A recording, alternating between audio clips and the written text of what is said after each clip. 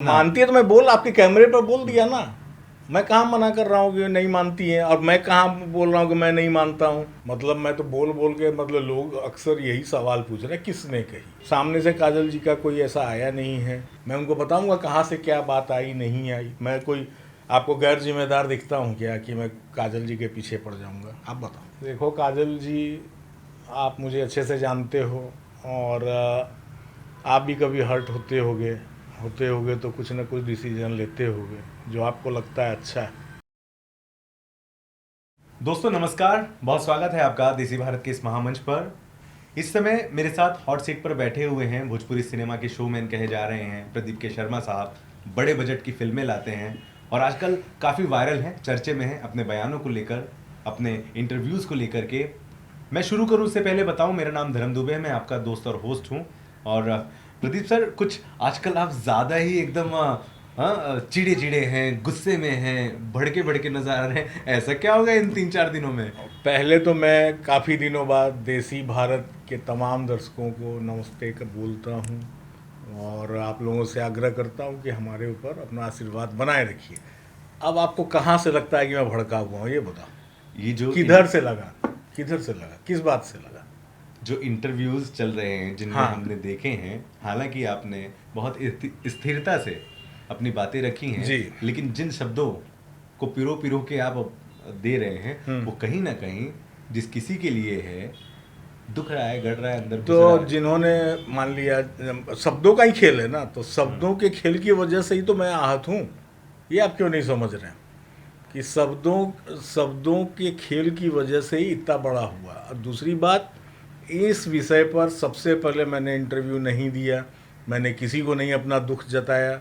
वो तो पराग पाटिल थे सूट पे वहाँ पे, उन्होंने किसी को इंटरव्यू दिया, फिर रेफरेंस लेके लोग मेरे पास आए, तो मैं नकार नहीं सकता ना। जो बात हुई है तो वो मेरे को बोलना पड़ेगा। तो सिंपल सी बात है कि मैंने किसी को नहीं बुलाया, मेरा पहला इंटरव्यू नहीं है। हाँ, पराग पाटिल जी के इंटरव्यू के बाद ही मेरे से लोग पूछने लगे, तो फिर जो सच्चाई थी बातों के क्रम में, फिर करते करते आदमी दुखी होता है, आहत होता है, तो फिर बोलता है, अच्छा, तो बोलना पड़ा। चलिए ठीक है। बाकी चैनलों पर तो मामला क्या है, माजरा क्या है, हर हम्म। किसी ने सुना देखा। ठीक है। लेकिन देसी भारत पे मैं जी। आपके ही शब्दों से सुनना चाहता हूँ हम्म। कि वो कौन सी बात है जिससे आप दुखी हुए हैं और आपने बड़ा देखिए, बयान दे दिया है कि आप सुपरस्टार काजल राघवानी को लेकर अपनी फिल्म नहीं कर रहे हैं। वो कौन सी बात है जो... देखिए देखिए, बातें बहुत है, बहुत सी है, लेकिन जिस बात से मैं सबसे ज़्यादा वो था, वो मैंने बोला भी, पहले भी बोला कि ऐसा नहीं बोलना चाहिए कि लिट्टी चोखा के लिए मुझे ये अवार्ड क्यों दिया जा रहा है। तो मुझे ऐसा लगा कि मैं सामने वाले सुपरस्टार, जो कि जिनसे मेरी कोई कोई झगड़ा नहीं है, जिनसे मेरा कुछ भी आज तक खटपट नहीं हुआ, मैं बहुत उनको एज एन आर्टिस्ट प्यार करता हूँ, उनका सम्मान करता हूँ। तो फिर मेरे लिए ऐसा क्यों? क्योंकि मेरे लिए नहीं बोला कि प्रदीप शर्मा की फिल्म का, उन्होंने लिट्टी चोखा बोला। अच्छा, लिट्टी चोखा बोला तो लिट्टी चोखा मेरी फिल्म। अब लिट्टी चोखा में खुद काजल राघवानी ने इतना गजब का काम किया, इतना गजब का, कि हम लोग तो मतलब कहीं भी वो खेसारी जी से एक पैसा नीचे नहीं दिखी। मतलब खेसारी जी ने भी ज़बरदस्त किया तो इन्होंने भी ज़बरदस्त किया। मेरा कहने का मतलब ये है, उनका स्क्रिप्ट ऐसा था। तो फिर उस फिल्म के लिए ना अवार्ड मिलता तो किस फिल्म के लिए मिलता? यानी उससे बड़ी कोई फिल्म आपकी होती और वहाँ नॉमिनेटेड होती, तब आपका बनता है। बिल्कुल। लेकिन अगर ऐसा नहीं है तो फिर मतलब इस बात से फिर मतलब मैं क्या बोलूँ, दुख ही होना मेरा स्वाभाविक था, तो वो बिल्कुल। वही हुआ। आप दुख इस बात से हैं कि काजल राघवानी ने कहा कि लिट्टी चोखा फिल्म के लिए मुझे बेस्ट एक्ट्रेस का अवार्ड क्यों क्यों दिया? दिया गया। हाँ। दोस्तों आपको बताएं कि हाल ही में ग्रीन सिनेमा अवार्ड मुंबई के मेरा रोड में हुआ है, जहां पर अभिनेत्री काजल राघवानी को लिट्टी चोखा फिल्म के लिए बेस्ट एक्ट्रेस का अवार्ड मिला। सर, ये बात आपसे किसने कही? अब लो, अब तो ये तो कमाल हो गया। मतलब मैं तो बोल बोल के, मतलब लोग अक्सर यही सवाल पूछ रहे हैं किसने कही। तो जो सामने कभी कोई पूछेगा तब फ्रॉम द हॉर्सेज माउथ जो होता है ना, हम्म। तो वो क्या होता है कि आप हमको नहीं कर रहे हैं, लेकिन आपके साथ वाले दो चार, आपके पीठ पीछे वाले जो वहाँ प्रेजेंट होते हैं, उन्हीं के थ्रू बातें आती है ना। बिल्कुल। उन्हीं के थ्रू बातें आती है, और जो बात होती नहीं है उसके लिए इतनी बड़ी बात कहते नहीं है कोई लोग कि कोई फंसना नहीं चाहता इतनी बड़ी बात को, तो कहा कौन उसको छोड़ दीजिए। और क्योंकि मैं जो बोल रहा था पिछले इंटरव्यू में बोला कि बंद कमरे की बातें भी बाहर सबको पता चल जाती है, ऐसी इंडस्ट्री। तो तो वो कैसे आया वो तो जब बाद की बात होगी तब होगी। अगर मेरी बात गलत है तो पहले साबित कर दीजिए कि गलत है, उसके बाद में बोलूँगा। अच्छा, अगर क्योंकि हो सकता है आपके विश्वसनीय सूत्र हैं, वहाँ से आपको पता चला हो, तो लेकिन ये भी तो हो सकता है कि ऐसा कुछ हुआ ही नहीं है, क्योंकि इसका कोई प्रूफ ही नहीं है, कोई विजुअल ही नहीं है। काजल राघवानी को जब अवार्ड दिया गया स्टेज पर, मैं खुद वहाँ एंकरिंग कर रहा था, हाँ, मेरे बिल्कुल। सामने वो अवार्ड ली और गई, और खुशी खुशी गई। अच्छा, तो आप ये कहना चाह रहे हैं कि मैं बिना वजह ही क्रिएट कर दिया? नहीं यार सर। पराग जी ने क्रिएट किया शुरू में, नहीं, वही नहीं। किया ना उनके। नहीं। मैं तो रेफरेंस उसी इंटरव्यू का दे रहा हूँ। हाँ। मेरे पास जो भी लेने हैं उनका रेफरेंस। तो लेकिन अगर आप किसी से कुछ पूछते हो जी। और वो स्टेज का मामला है, तो कोई ज़रूरी नहीं है कि किसी ने सुना ना हो। बहुत से लोग सामने होते हैं, बहुत सी बातें होती है, तो इस बात को कोई काटे तब तो मैं बोलूँ कि किसने कहा क्या कहा। अच्छा। तो और मैं इस बात को विवादित अब नहीं करना चाहता, क्योंकि सामने से काजल जी का कोई ऐसा आया नहीं है, तो मैं क्यों बार बार कुरेदूँ इस चीज़ को, क्योंकि वो बड़ी सुपरस्टार है और मेरी बहुत प्रिय आर्टिस्ट है। तो ठीक है, मैंने बोला कि मैं सदा सुहागन में अभी उनके साथ नहीं कर पाऊँगा। इसका मतलब ये नहीं है कि मैं उनके साथ जीवन में कभी काम नहीं करूँगा। करूँगा, 100% करूँगा। अच्छा, दोस्तों एक्चुअली सच्चाई तो ये भी है, मतलब कहना ही होगा कि भाई काजल राघवानी ने भी अपने सोशल मीडिया अकाउंट्स पे नहीं लगाया ना, कहीं कोई अवार्ड का कुछ जिक्र अवार्ड ही को नहीं लेकर- किया, तो इसी से शक पुख्ता कहाँ से होता है? यहीं सबसे होता है। तो खैर उनसे जो भी हुआ वो खुद दिल में सोच रही होंगी, और मैंने भी दुखी मन से ही जो बोला सो बोला, ये बात है। तो वो जो अवार्ड मिला है, अब या तो वो अवार्ड खुद बोले कि भाई ऐसा हुआ या नहीं, या फिर वो अवार्ड इस समय कहाँ है ये भी देखना। अरे मैं क्या जानूँ कहाँ है। वो काजल राघवानी अपने घर ले गई। तो अच्छा ना लेगी तो खुशी की बात है। मैंने कहा कि वो अवार्ड वापस कर दी? मैंने ये बोला क्या? सर, अगर हाँ, काजल जी आपको सामने से आकर बोले क्या कि भाई मैंने ऐसा कुछ नहीं बोला, ये महज अफवाह है, या मेरे खिलाफ साजिश रची गई है, अच्छा, तो तो- मैं हाँ, तो अगर ऐसा अगर मेरे लेंगे वो अब मीडिया के माध्यम से तो होने चाहे किसी भी माध्यम से हो, तो मैं उनको फिर बताऊंगा। मैं उनको बताऊंगा कहाँ से क्या बात आई नहीं आई। मैं कोई आपको गैर जिम्मेदार दिखता हूँ क्या कि मैं काजल जी के पीछे पड़ जाऊंगा? आप बताओ। नहीं बिल्कुल नहीं, आपने तो तो अभी मैं उनको बहुत बहुत सम्मान करता हूँ। अब होता है कभी कभी कुछ गलत चीज़ें अनजाने में हो जाती है, कुछ ऐसा हो जाता है, मैं इस चीज़ को समझता हूँ। तो मैं इसीलिए इस विवाद को अब यहीं शांत करना चाहता हूँ। और काजल जी मेरी फेवरेट है।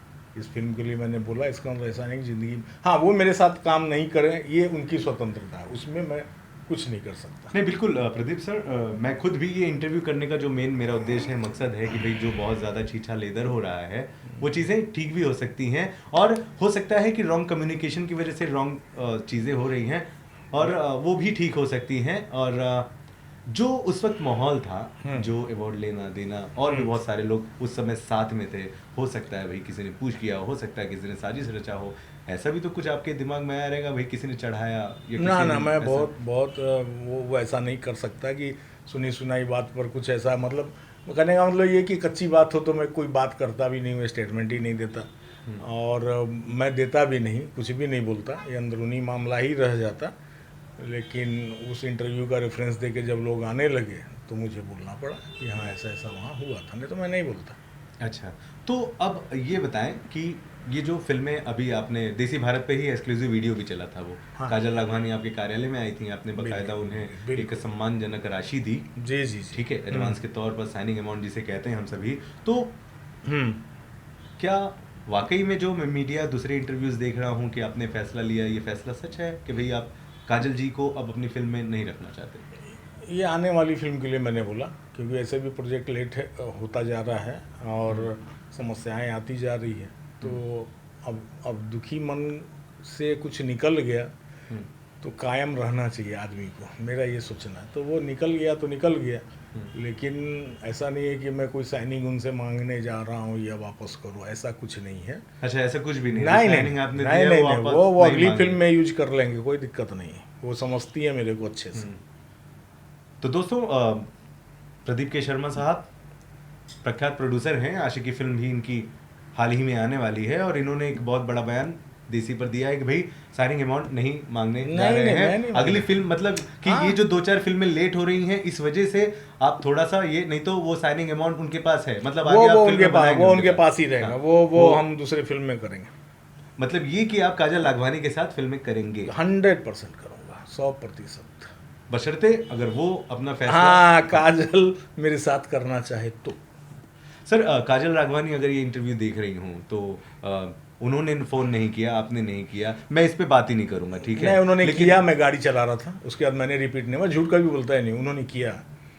किया, लेकिन मैं उस समय गाड़ी चला रहा था, फिर मैंने रिपीट नहीं किया, ये मैं बोलता हूँ कि नहीं किया रिपीट मैंने। फंस गया, उलझ गया, दिमाग से निकल गया ऐसा। तो प्रदीप के शर्मा साहब के भी बहुत सारे फैंस हैं देसी पर, काजल राघवानी के भी हैं। काजल जी भी शायद ये इंटरव्यू सुनेंगी या देखेंगी। हाँ, ये तो थोड़ा कैमरे के माध्यम से, आप उस दिन फ़ोन पर नहीं बात कर पाए, लेकिन आप चाहें तो यहाँ पर अपनी कुछ बातें। देखो काजल जी, आप मुझे अच्छे से जानते हो, और आप भी कभी हर्ट होते होगे तो कुछ ना कुछ डिसीजन लेते होगे जो आपको लगता है अच्छा है, लेकिन बाद में पता चलता है कि ऐसा नहीं होता तो अच्छा होता।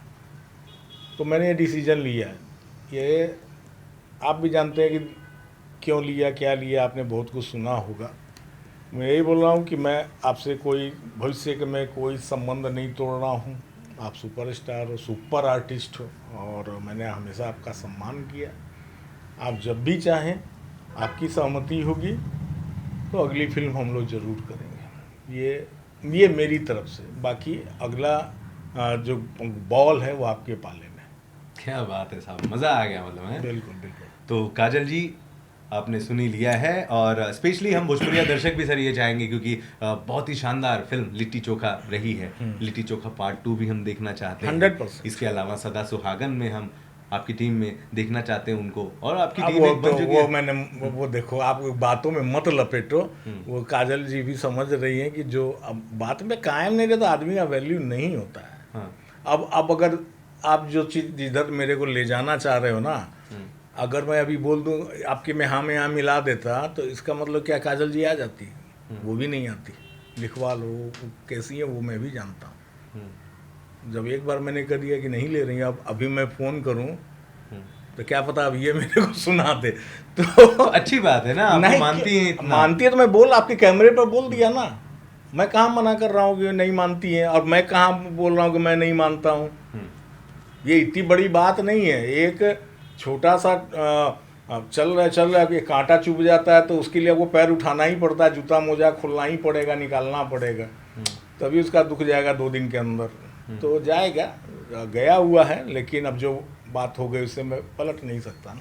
चलिए ठीक है, बहुत सारी बातें वैसे भी हुई है, और समझदार को इशारा मुझे लगता है यहाँ काफ़ी है। बहुत सारी जो मुश्किलें थी, उलझन थी, बेवजह के बेफजूल छीछा लेदर हुआ था, कहीं ना कहीं मुझे लगता है उसमें पानी फिरा है। और सर, लिट्टी चोखा, हाँ, आपने सोचा था इस फिल्म को बनाने से पहले कि जहाँ ये फिल्म इतना नाम देगी, कहीं ना कहीं आपके आसपास विवाद भी घेरेगी?